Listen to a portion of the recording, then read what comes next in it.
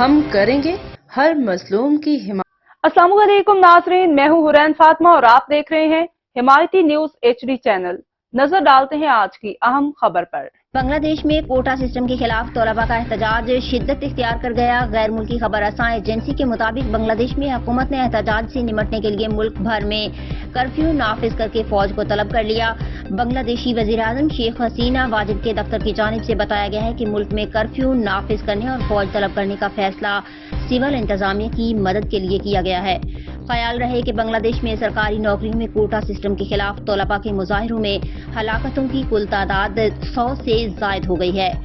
غیر ملکی خبر رساں ایجنسی کے مطابق جمعے کے روز ہونے والے احتجاجی مظاہروں میں کم و بیش 75 افراد ہلاک ہوئے، جبکہ صرف ڈھاکہ شہر میں 52 افراد کی ہلاکتیں ہوئیں۔ خبر رساں ایجنسی کے مطابق طلباء کے احتجاج کے دوران رواں ہفتے اب تک کم از کم 105 افراد ہلاک ہو چکے ہیں۔ اب تک کے لیے اتنا ہی۔ مزید خبروں اور اپڈیٹ سے باخبر رہنے کے لیے دیکھتے رہیں حمایتی نیوز HD چینل۔